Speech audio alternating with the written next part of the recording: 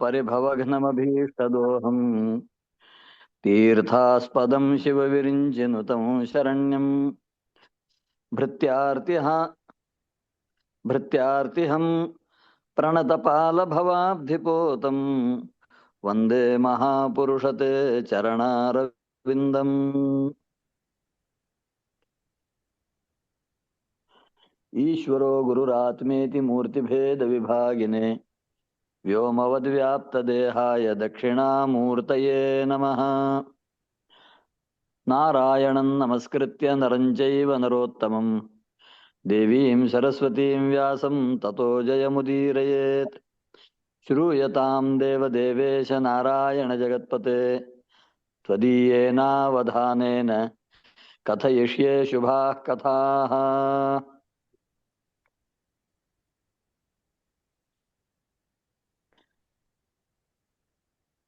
श्रीमद्भागवत महापुराणस्य चतुर्थस्कन्धे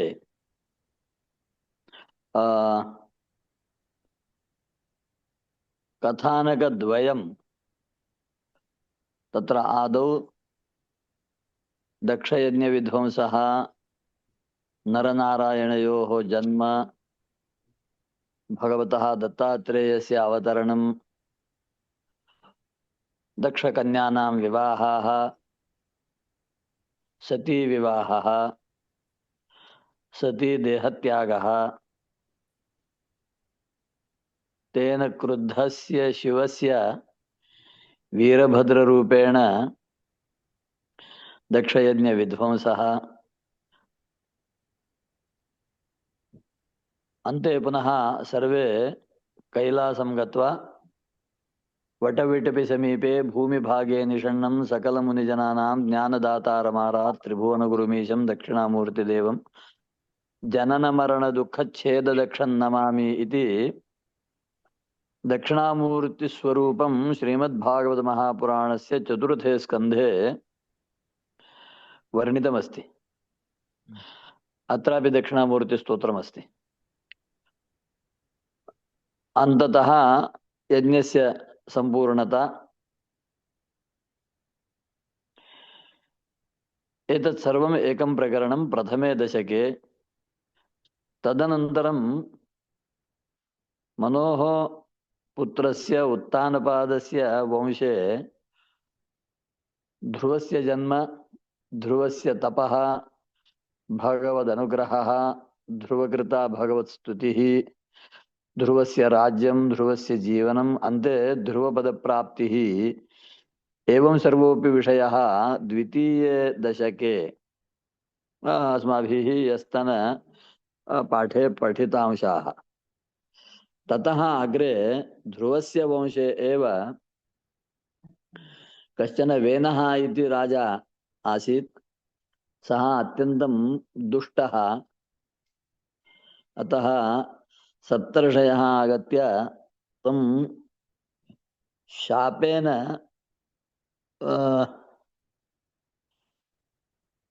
दग्धवन्तः। ततः पुनः अराजकस्थितेः निवारणार्थं तस्यैव मृतशरीरस्य बाहुद्वयमथनेन त्रयः उत्पन्नाः। तत्र प्रथमः यः उत्पन्नः सः निषादः, द्वितीयः उत्पन्नः पृथुः, तृतीया उत्पन्ना अर्चिः। पृथुः भगवत् अवतारभूतः, चतुर्विंशत्यवतारेषु अन्यतमः मुख्यः अवतारः। पृथोः कारणादेव धरणी पृथ्वी इति नाम्ना प्रसिद्धा। वयं पृथ्वी पृथ्वी इति वदामः। पृथ्वी कथं जाता?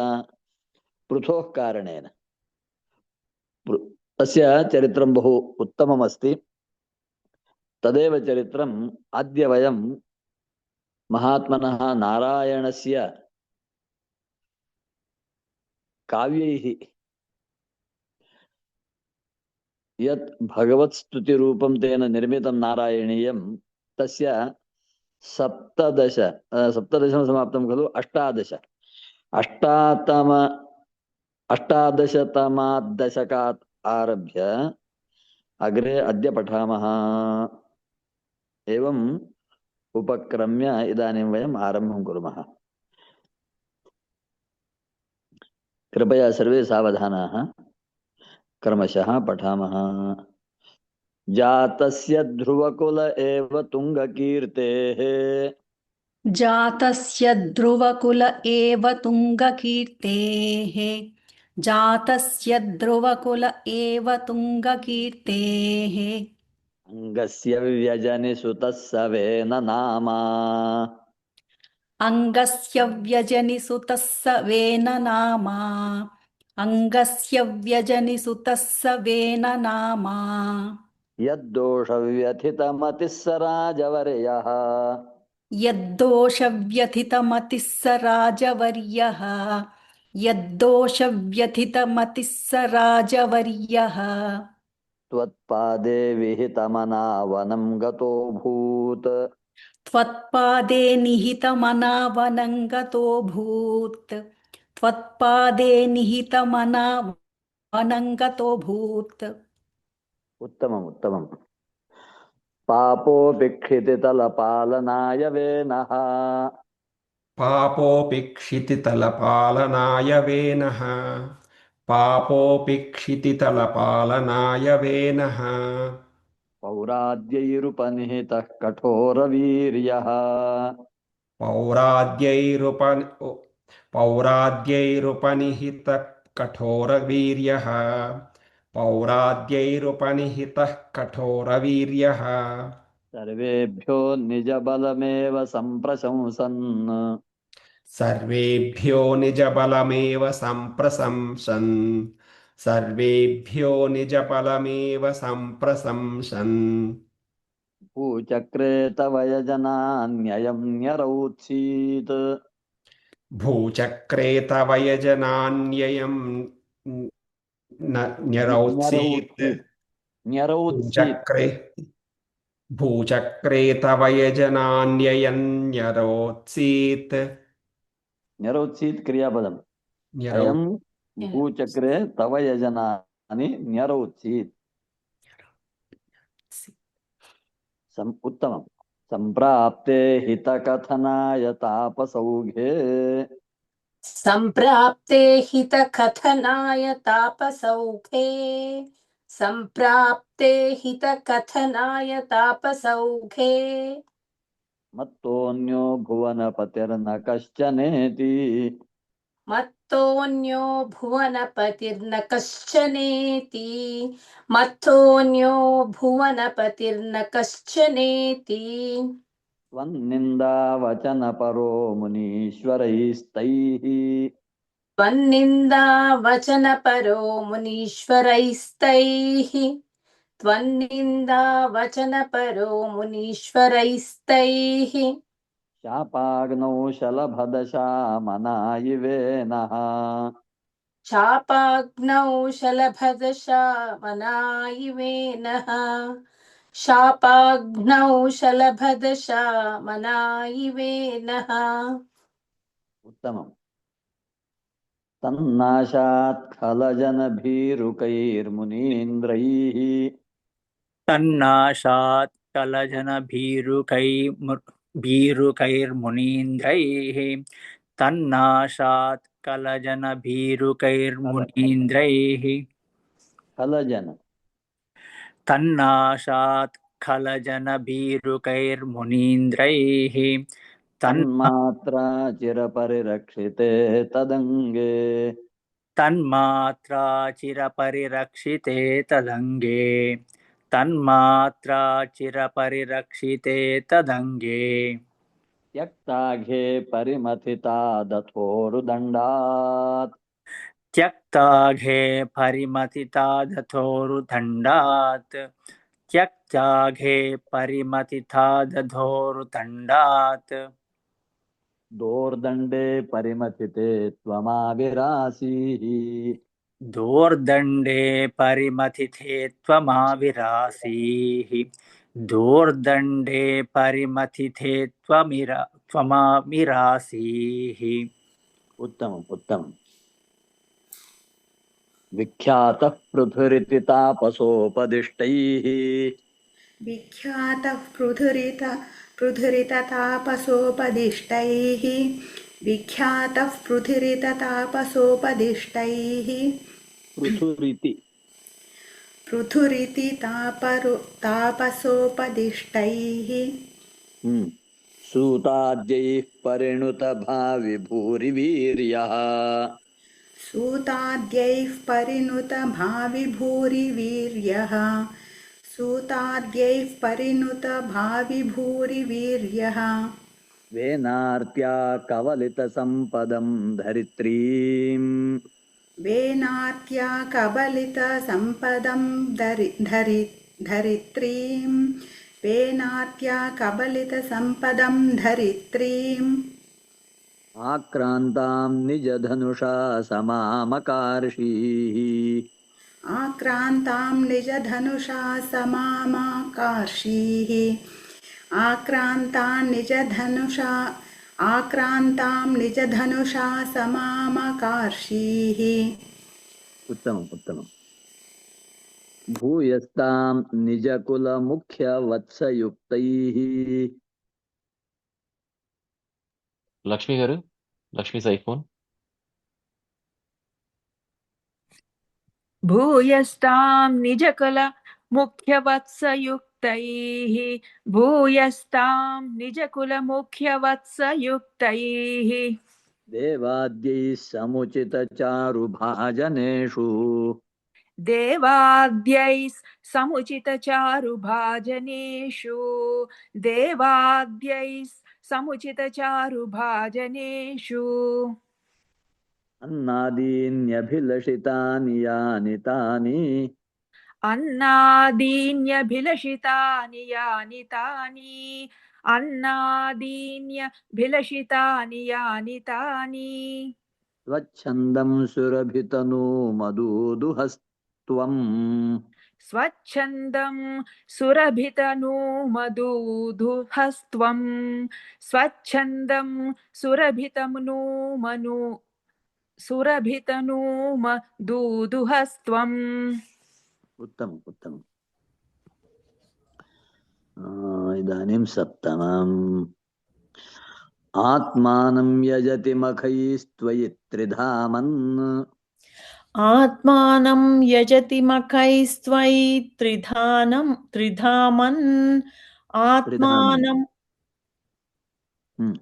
आत्मानं यजति मुखैस्त्वयि त्रिधामन् आरब्धे शततमवाजिमेधयागे आरब्धे शततमवाजिमेधयागे आरब्धे शततमवाजिमेधयागे स्पर्धालुशतमख एत्यनीचवेषः स्पर्धालुशतमक एत्यनीचवेषः स्पर्धालुशतमक एत्यनीचवेषः हृत्वाश्वं तव तनयात् पराजितोऽभूत् हृत्वाश्वं तव तनयात् पराजितोऽभूत् हृत्वाश्वं तव तनयात् पराजितोऽभूत्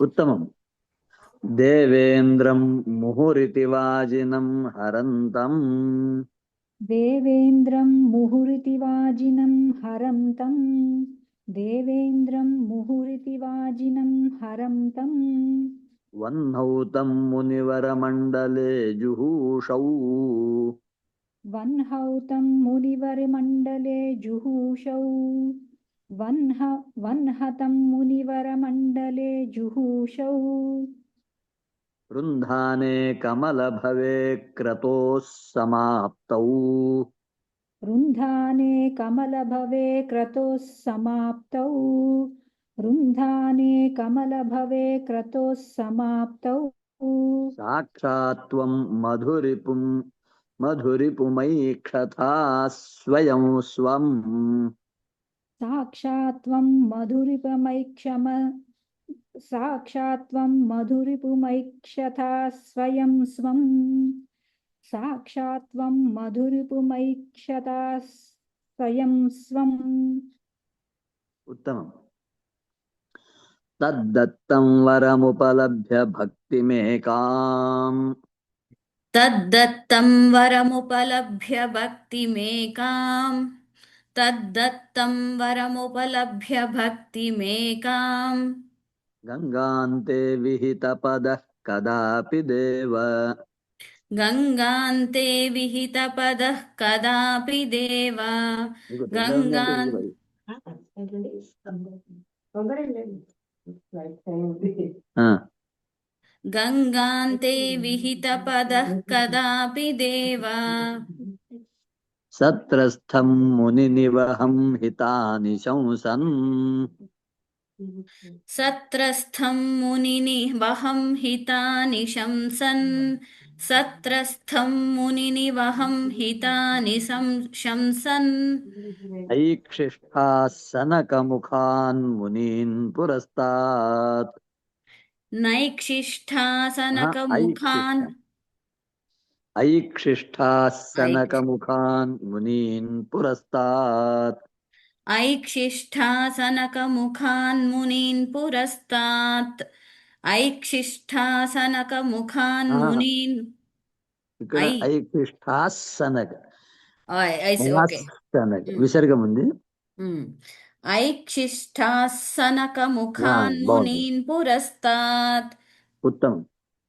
विज्ञानं सनकमुखोदितं दधानः विज्ञानं सनकमुखोदितं दधानः विज्ञानं सनकमुखोदितं दधानः स्वात्मानं स्वयमगमो वनान्तसेवी स्वात्मानं स्वयमगमो वनान्तसेवी स्वात्मानं स्वयमगमो वनान्तसेवी तत्तादृक् पृथुवपुरीश सत्वरं मे तत्तादृक् पृथुवपुरीश सत्वरं मे तत्तादृक् पृथुवपुरीश सत्वरं मे रोगौघं प्रशमय वातगेहवासिन् रोगौघं प्रशमय वातगेहवासिन् रोगौघं प्रशमय वातगेहवासिन् इति पृथुचरितवर्णनम् 18 दशकम्.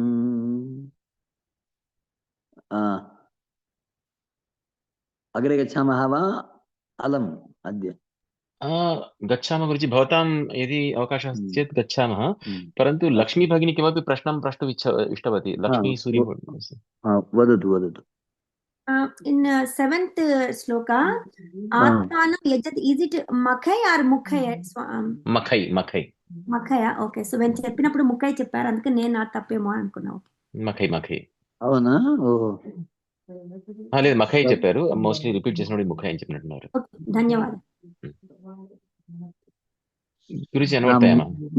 మఖం అంటే యజ్ఞం, ముఖం అంటే మనకు తెలుసు. మఖ పదానికి అర్థం యజ్ఞం.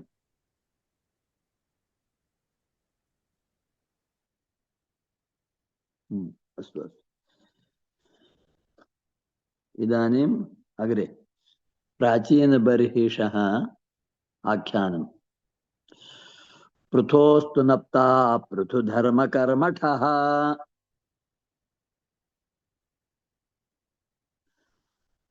पृथोस्तु नप्ता पृथुधर्मकर्मठः पृथोस्तु नप्ता पृथुधर्मकर्मठः पृथोस्तु नप्ता पृथुधर्मकर्मठः प्राचीनबर्हिर्युवतौ शतद्रुतौ प्राचीनबर्हिर्युवतौ शतद्रुतौ प्राचीनबर्हिर्युवतौ शतद्रुतौ प्रचेतसो नाम सुचेतसः सुतान् प्रचेतसो नाम सुचेतसः सुतान् प्रचेतसो नाम सुचेतसः सुतान् अजीजनत्वत्करुणाङ्कुरानिव अजीजनत्वत्करुणाङ्कुरानिव अजीजनत्वत्करुणाङ्कुरानिव करुणाङ्कुरानिव। उत्तमम्। पितुः सिसृक्षा निरतस्य शासनात्। पितुः शुश्रूषा निरतस्य शासनात् पितुः शुश्रूषा निरतस्य शासनात् भवत्तपस्या निरता दशापि ते। भवत्पस्या निरता दशापि ते भवत्तपस्या निरता दशापि ते पयोनिधिं पश्चिममेत्य तत्तटे। पयोनिधिं पश्चिममेत्य तत्तटे पयोनिधिं पश्चिममेत्य तत्तटे सरोवरं सन्ददृशुर्मनोहरम्। सरोवरं सन्ददृशुर्मनोहरम् सरोवरं सन्ददृशुर्मनोहरम्। उत्तमम्। तदा भवत्तीर्थमिदं समागतः। तदा भवतीर्थमिदं समागतः तदा भवतीर्थमिदं समागतः भवो भवत्सेवकदर्शनादृतः। भवो भवश्चेवकदर्शनादृतः भवो भवश्चेवकदर्शनादृतः भवत्सेवकदर्शन सेवकपदम्। भवत्सेवकदर्शनादृतः। भवो भवत्सेवकदर्शनादृतः प्रकाशम हा भवो भवसेवकदर्शनादृतः प्रकाशमासाद्य पुरः प्रचेतसाम्। प्रकाशमासाद्य पुरः प्रचेतसामु सामु साम् साम् మళ్ళీ ఒకసారి చెప్పండి. प्रकाशमासाद्य पुरः प्रचेतसाम्। प्रकाशमासाद्य पुरः प्रचेतसाम् प्रकाशमासाद्य पुरः प्रचेतसाम् उपादिशद् भक्ततमस्तवस्तवम्। उपादिशद्भक्ततमस्तवस्तवम् उपादिशद्भक्ततमस्तवस्तवम्। उत्तमम्। स्वस्तवं जपन्तस्तममी जलान्तरे। स्तवं जपन्तस्तममी जलान्तरे स्तवं जपन्तस्तममी जलान्तरे भवन्तमासे विशतायुतं समाः। भवन्तमासे विशतायुतं समाः भवन्तमासे विशतायुतं समाः भवत्सुखास्वादरसादमीष्वियान्। भवत्सुखास्वादरसादमीष्वियान् भवत्सुखास्वादरसादमीष्वियान् बभूव कालो ध्रुववन्न शीघ्रता। बभूव कालो ध्रुववन्न शीघ्रता बभूव कालो ध्रुववन्न शीघ्रता। उत्तमम्। तपोभिरेषामतिमात्रवर्धिभिः। जानकी तपोभिरेषामतिमात्रवर्धिभिः। तपोभिरेषाम् अतिमात्रवर्धिभिः तपोभिरेषाम् अतिमात्रवर्धिभिः सयज्ञहिंसा निरतोऽपि पावितः। सयज्ञहिंसा निरतोऽपि पावितः सयज्ञहिंसा निरतोऽपि पावितः पितापि तेषां गृहयातनारद। पितापि तेषां गृहयातनारद पितापि तेषां गृहयातनारद प्रदर्शितात्मा भवदात्मतां ययौ। प्रदर्शितात्मा भवदात्मतां ययौ प्रदर्शितात्मा भवदात्मतां ययौ। उत्तमम्। कृपाबलेनैव तपः ततः प्रचेतसाम् कृपाबलेनैव तपः प्रचेतसाम् कृपाबलेनैव तपः प्रचेतसाम् पुरा अच्छा ఇక్కడ अत्र పుస్తకంలో పురా అని ఉంది పురా पुरः अच्छा अच्छा अनुदण्डे पुरा अस्तु अस्तु अस्तु अस्तु तर्हि अन्यः पाठः अत्र मम पुस्तके ततः इति अस्ति प्रकाशमागाः पतगेन्द्रवाहनः प्रकाशमागाः पतगेन्द्रवाहनः प्रकाशमागाः पतगेन्द्रवाहनः विराजिचक्रादिवरायुधांशुभिः विराजिचक्रादिवरायुधांशुभिः विराजिचक्रादिवरायुधांशुभिः भुजाभिरष्टाभिरुदञ्चितद्युतिः भुजाभिरष्टाभिरुदं चितद्युतिः भुजाभिरष्टाभिरुदं चितद्युतिः उत्तमम् प्रचेतसां तावदया च तामपि ప్రచేతసాం तावदया च तामपि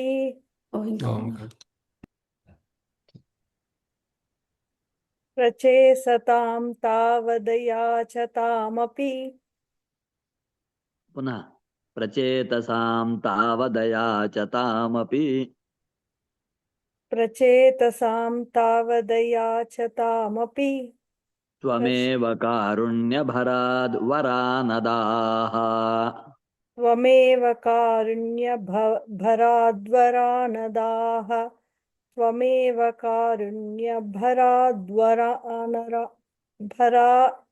भराद्वरानदाः वरान् अदाः अदाः इति क्रियापदम्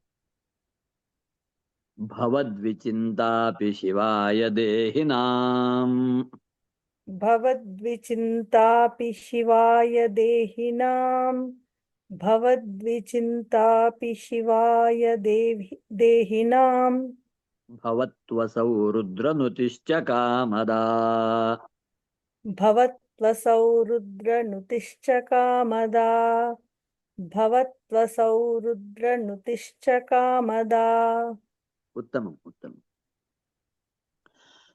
अवाप्य कान्तां तनयां महीरुहाम् अवाप्य कान्तां तनयां महीरुहाम् अवाप्य कान्तां तनयां महीरुहाम् तया रमध्वं दशलक्षवत्सरीम् तया रमध्वं दशलक्षवत्सरीम् तया रमध्वं दशलक्षवत्सरीम् सुतोऽस्तु दक्षो ननु तत्क्षणाच्च माम् सुतोऽस्तु दक्षो ननु तत्क्षणाश्च माम् सुतोऽस्तु दक्षो ननु तत्क्षणाश्च माम् क्षणाच्च क्षणाश्च माम् प्रयास्यथेति न्यगदो मुदैवतान् प्रयास्यथेति न्यगदो मुदैवतान्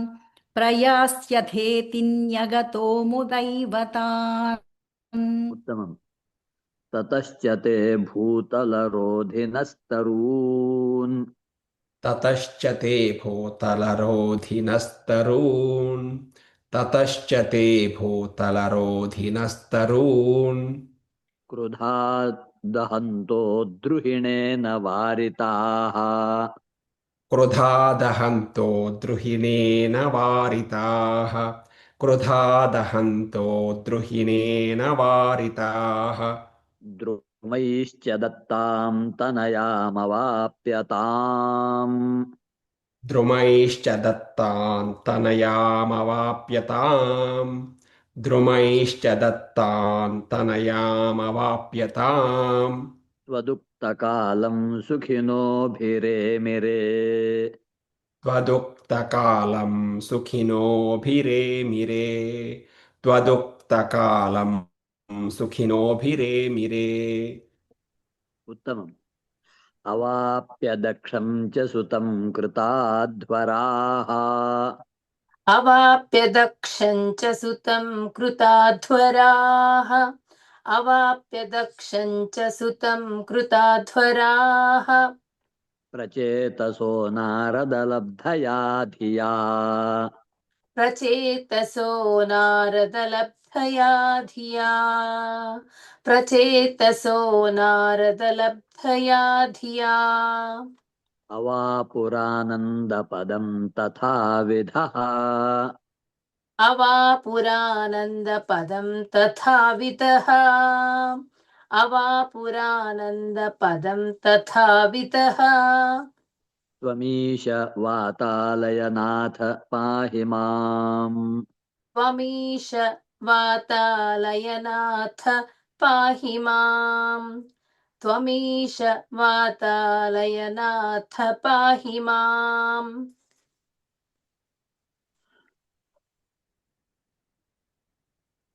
भक्तवत्सल गोविंद गोविंद कायेन वाचा मनसेन्द्रियैर्वा बुद्ध्यात्मना वा प्रकृते स्वभावात् करोमि यद्यत् सकलं परस्मै नारायणायेति समर्पयामि। ओम तत्सतु। अस्तु तर्हि धन्यवादः गुरुजी। धन्यवादः